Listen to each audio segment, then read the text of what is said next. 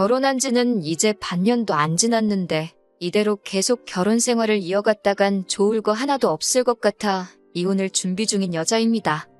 3인성우라는 고사성어가 있잖아요.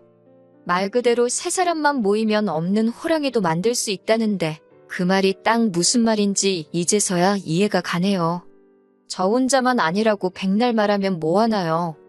남편까지 포함한 사남매에 시부모님까지 합하면 6명인 대가족인데 3명이면 호랑이 한 마리 만든다는데 6이서 동시에 2마리를 만드니 어디 저 혼자서 버틸 재간이 있겠나요? 식가족 전부가 똘똘 뭉쳐서 제가 틀렸다고 하는데 저만 빠지면 이 집구석에 평화가 찾아올 것 같으니 제가 빠져주려고요.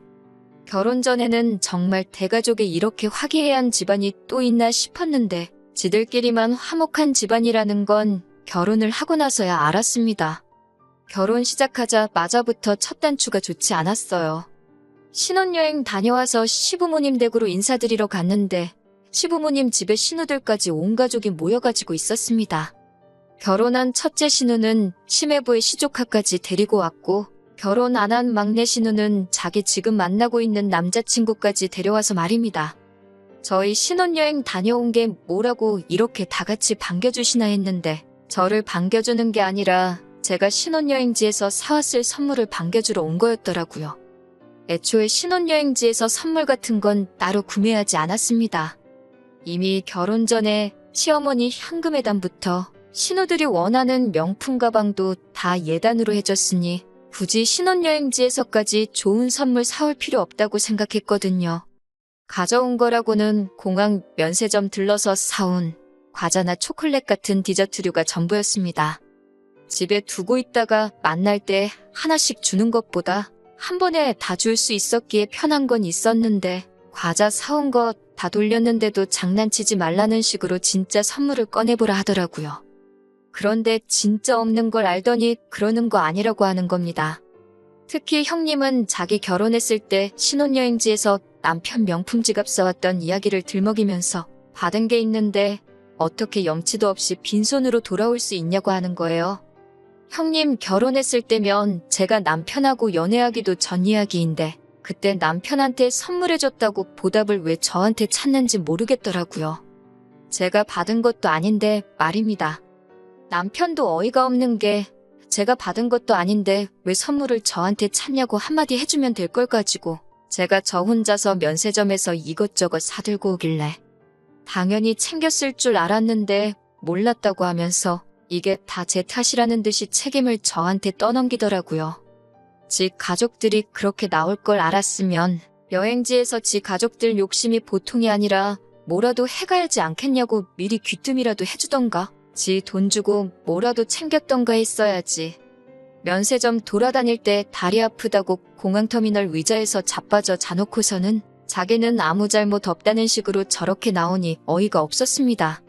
시모는 거기다 대고 저한테 그런 건 당연히 여자가 챙기는 게 맞다고 하시고 첫째 신우는 이제부터라도 시댁 무서운 줄 알았으면 다음부터 잘하겠지 이러고 있는데 어이가 없더라고요. 과자 가져온 거 다 돌리고 나니 막내 신우는 왜 자기 남자친구 거는 없냐고 툴툴대고 있는데 온 가족들이 염치라는 게 있기는 한가 싶었습니다. 하다하다 신우 남자친구까지 챙겨줘야 하나 싶었네요. 나중 가면 아예 사돈의 팔촌까지 챙기라고 할 건가 싶었어요. 그나마 둘째인 도련님은 막내 신우 달랜다고 자기 앞으로 들어온 과자 선물을 신우 남자친구한테 양보를 하대요. 거기까지만 보면 그나마 이 집구석에서 제일 정상적인 사람 대접을 해줄 텐데 그러자마자 저를 쳐다보더니 자기도 여자친구가 있다고 다음부터는 인원수 잘 맞춰서 챙겨오라고 하더라고요. 멀쩡한 사람이라고 오해한 제가 다 한심스러웠습니다. 시아버지는 저한테 제가 맏며느리니 앞으로 집안의 기둥이 될 텐데 식구들 잘 챙겨버릇해야 한다고 말씀을 하셨고요. 어찌저찌 인사는 다 끝내고 신혼집으로 향하는 길이었는데 솔직히 상황이 그 모양인데 집에 돌아가는 길이 당연히 분위기가 좋을 수가 없었지요. 남편하고 대판 싸웠습니다. 이게 무슨 꼴이냐고 자꾸 이런 식이면 나는 당신 가족들하고 절대 잘 지낼 수가 없다고요. 중간 역할 똑바로 해줄 거 아니면 앞으로 시댁에 무슨 일이 있으면 나는 빠지겠다 했습니다. 그리고 네 가족 챙길 일 있으면 알아서 직접 챙기라고 했어요.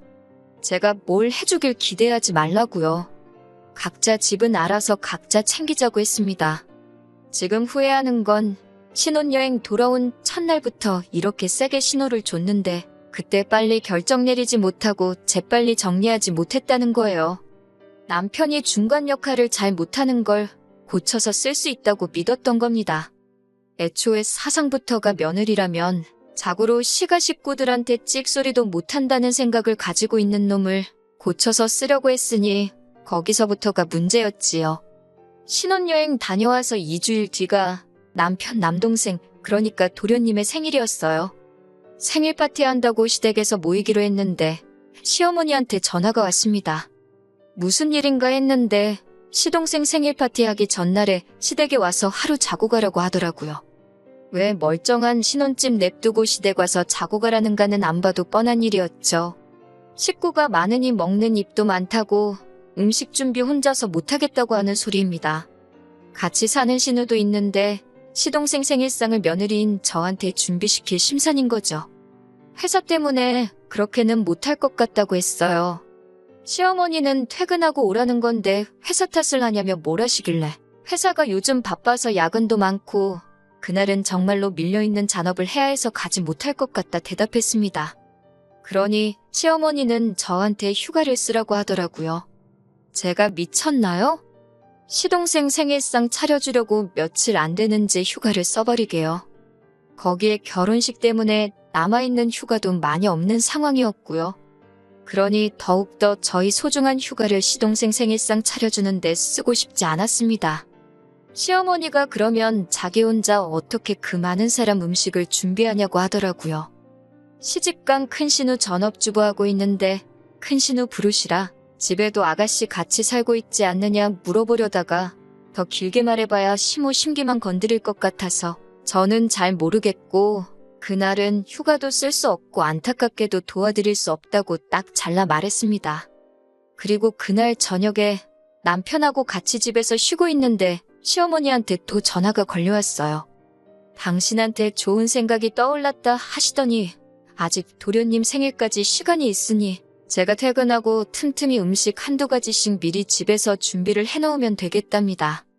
하지만 저는 여전히 제가 왜 시동생 생일상에 올라갈 음식을 해야 하는지 이해가 가지 않았습니다. 가만 대답하면 이제 앞으로 신우도 둘이나 되는데 신우 생일날도 상 차려오라고 하고 온갖 무슨 날마다 불려다니면서 시가족들 밥상 차리는 사람이 돼버리는 거 아닌가 하는 생각이 들어서 저도 일하느라 바쁘고 집에 돌아오면 아주 진이 빠진다고 그렇게는 못하겠다고 대답을 했지요. 그런데 시어머니가 저한테 서운하다는 겁니다. 애초에 그게 서운한 일인가 싶었고 저한테 이런 거 두 번 다시 부탁도 하지 말라고 말하려 하고 있는데 남편이 전화기를 뺏어가더군요. 그러면서 자기가 잘 말하고 오겠다고 전화기 들고 방에 가서 심호하고 둘이 통화를 하더라고요. 며느리인 제가 싫다고 하는 것보다 남편이 말하는 게 낫겠다 싶었고 저도 조금 감정이 격해져 있어서 더 이야기했다가 시어머니하고 싸울 수도 있겠다는 생각이 들어서 남편이 알아서 잘 처리하도록 맡겼습니다. 한 10분쯤 지나서 남편이 방에서 전화 끝내고 나오더라고요. 그런데 방에서 나오면서 제 눈치를 살살 보면서 말을 꺼내질 못하더라고요. 어떻게 하기로 했냐고 다그치니 그제서야 자기 체면 좀 살려주면 안 되냐고 하는 겁니다. 엄마가 저렇게 기대를 하는데 못해간다고 어떻게 말을 하냐고요. 남편하고 또 한판 뒤집어지도록 싸웠네요. 내가 도대체 왜 네 동생 생일상에 올라갈 음식을 해야게 하냐고요. 니네 누나도 해가냐고 그럼 생각은 해보겠다고 했습니다. 누나도 아마 해갈 거라고 하면서 저를 설득하려고 하길래 전화기 들이밀면서 그럼 너네 누나가 무슨 음식 해가는지 물어보라고 했습니다. 그러니 쩔쩔매면서 전화를 못하더라고요. 안 봐도 뻔했지요. 시모 집에 같이 사는 신우도 아무것도 안 도와줄 텐데 시집간 신우가 잘도 동생 생일상이나 차려주겠나 싶었지요.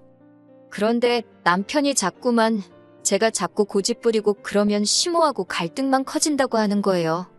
어떻게 노력한 척이라도 해야 한다고요. 제가 고집 부려서 시모하고 이러는 게 아니잖아요? 애초에 말도 안 되는 요구를 하는 건 시모인데 남편은 제가 마치 시모가 하는 일에 불만 갖고 있는 방골 며느리라고 말하는 것 같았습니다. 남편한테 그렇게는 못한다. 어머님한테 다시 전화드리겠다 한참 실랑이 하다가 남편이 그러면 그냥 음식을 우리가 사가자고 사가서 우리가 해온 척 하면 되지 않겠냐고 하는 겁니다. 어차피 남편, 시어머니 뜻 거역도 못할 테고 저를 설득하려고 들게 뻔했기 때문에 알아서 하라고 했습니다. 다만 메뉴 고르는 것부터 전부 다 네가 하라고 나는 그냥 시댁에서 적당히 맞장구나 쳐주겠다 했지요. 생일 당일이 되니 남편이 시댁으로 출발하기 전부터 아침 일찍 일어나서 부엌에서 뭘 하고 있더라고요. 보니까 여기저기서 괜찮아 보이는 음식 메뉴들 골라서 밀키트를 사온 거예요. 양념장부터 재료 손질까지 다 되어 있고 불에 올리기만 하면 되는 거니 직접 해간 음식 티가 날 거라고 생각했나 봅니다. 포장 음식이나 배달 음식 해봐야 겉모양부터 다 표가 나니 직접 준비한 것처럼 보이게 하려고 나름 머리를 쓴 것 같더라고요. 그렇게 남편이 준비해간 밀키트 음식들 바리바리 싸들고 시댁에 갔지요. 그런데 실제로 직접 해온 음식으로 착각을 해주더라고요. 파는 음식처럼 맛있다고 하는데 저는 속으로 파는 음식이니까 당연히 맛있겠지요 하고 있었습니다. 그런데 오히려 그게 역효과가 났어요. 시어머니가 음식 하나씩 다 맛보더니 음식 맛이 다 너무너무 좋답니다. 맏며느리 잘 들어와서 다행이라고 하면서 어디서 달력을 꺼내오더니 이것들이 앞으로 있을 온갖 집안 행사라면서 적힌 것들을 읊으면서 그때마다 우리 맏며느리가 음식 준비를 하면 좋겠다고 하는데 아찔하더라고요. 시부모님 생일 파티는 물론이고 남은 시가족들 생일도 있었고 성탄절이며 명절, 연초에는 설날 전에 신년회도 하고 아주 난리도 아니더라고요. 취직 준비하는 막내 신우 자격증 취득 기념 파티도 있고 무슨 날이 있으면 날대로 모이고 아무 날도 아니면 아무 날이나 가져다 만들어서 모이는 건가 싶었어요. 명절 같은 건 몰라도 자격증 취득 기념 파티는 또 뭔가요? 심지어 큰 신우네가 이번에 새 차를 뽑으면 사고 안 나고 잘 타고 다닐 수 있게 고사도 지내기로 했다고 하고 가족끼리 사이 좋은 것도 좋지만 이건 좀 도를 넘은 것 같다는 생각이 들었어요. 거기에 일은 전부 저한테 시키려고 하고 있으니 말입니다.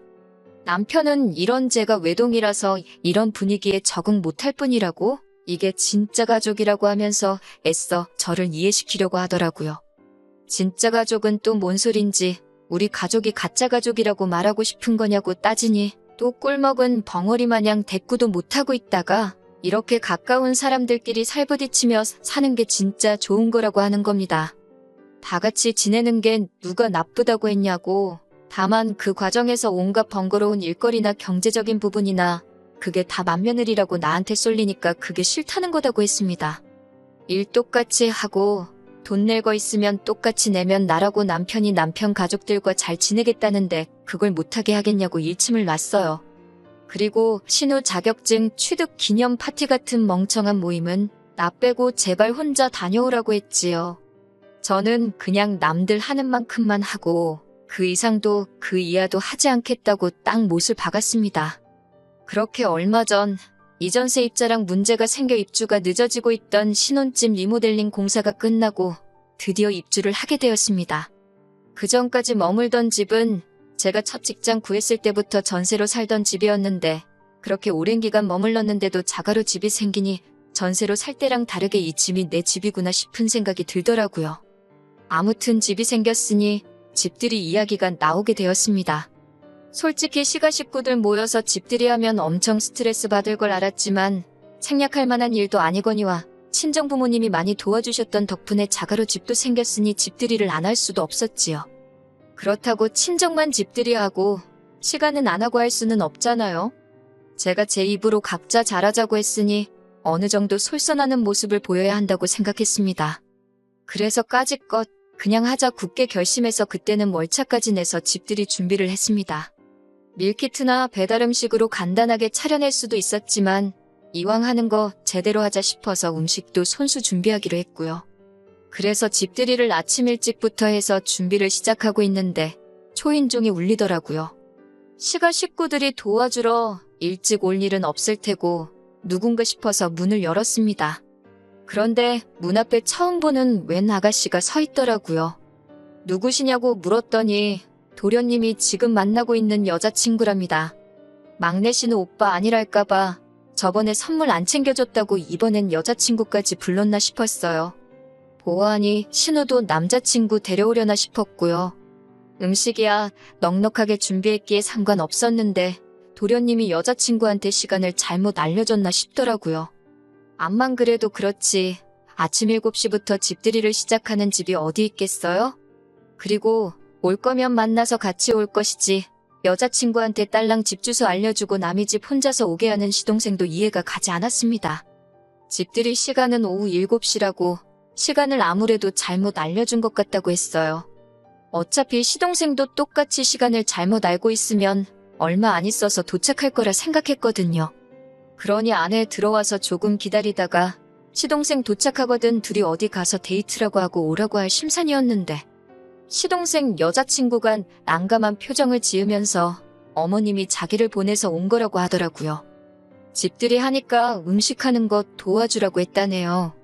어떻게 보면 저 혼자 음식 준비하는 거 힘들까봐 어머님이 도와준 거라고 볼 수도 있지만 별 거지 같은 상황이 다 있네 싶었습니다.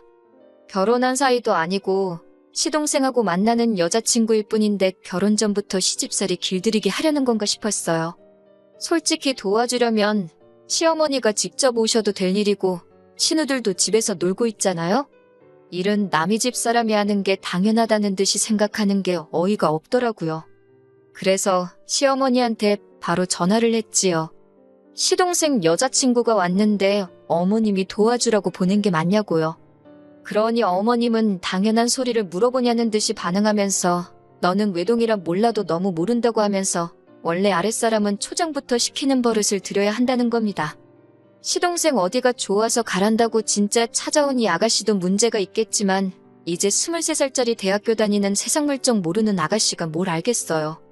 그냥 남자친구 어머니가 시키는 거니까 하는 수 없이 온 거라는 생각밖에 안 들고 그걸 보내라고 한 어머님이나 그걸 가라고 부추긴 시동생이나 일손 돕겠다는데 뭐가 문제냐는 남편 꼬라지를 보고 있으니 자기들끼리만 화목한 이 집구석 식구들이 며느리들 알기를 아주 우습게 알고 있구나 하는 생각이 들었습니다. 그래도 찾아왔는데 그냥 보낼 수는 없으니 안 도와줘도 좋으니 편히 쉬고 있으라고 했어요. 저녁 시간 돼서 집들이 시작하니까 시가 식구들 한 명씩 도착하는데 집들이라고 손에 선물이라고 들고 온 게 큰 신우가 휴지 하나 사들고 온 게 전부였습니다.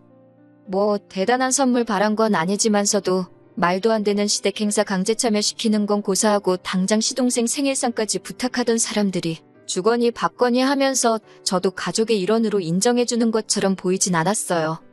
집들이 끝나니까 당연한 듯이 또 시동생 여자친구 시켜서 뒷정리 도와주라 그러고는 지들끼리는 잘 먹었다 하고 뒤도 안 돌아보고 집으로 돌아가더군요. 심지어 자기 여자친구인데도 시동생은 시부모 차 타고 따라서 집으로 돌아갔고요. 이 아가씨도 참 심란하겠다 싶더군요. 뒷정리 도와준다고 옴짝달싹 못하고 있길래 손님이 무슨 일을 하냐고 그냥 돌아가라고 했어요. 시동생한테 가스라이팅을 얼마나 당한 건지 계속 눈치 보고 있길래 오늘 아침 일찍부터 와줘서 너무 고생 많았다고 하면서 아가씨가 우리 도련님이랑 얼마나 깊은 사이고 어떤 미래까지 그리고 있는지는 모르겠지만 아가씨 앞으로 앞날이 창창한데 굳이 도련님하고 꼭 결혼해야겠다는 생각 아니면 일찌감치 헤어지는 게 좋겠다고 했습니다. 지금 나 보라고 나도 결혼한 지 반년도 안 지났는데 벌써부터 회의감을 느낀다고요. 제 말이 끝나기 무섭게 펑펑 울길래 어르고 달래서 집에 보냈습니다. 아가씨 배웅해주고 집에 돌아왔는데 남편은 집들이 끝나고 어지러진 상에는 손도 안 대고 소파에 걸터 앉아서 TV 보고 있더라고요.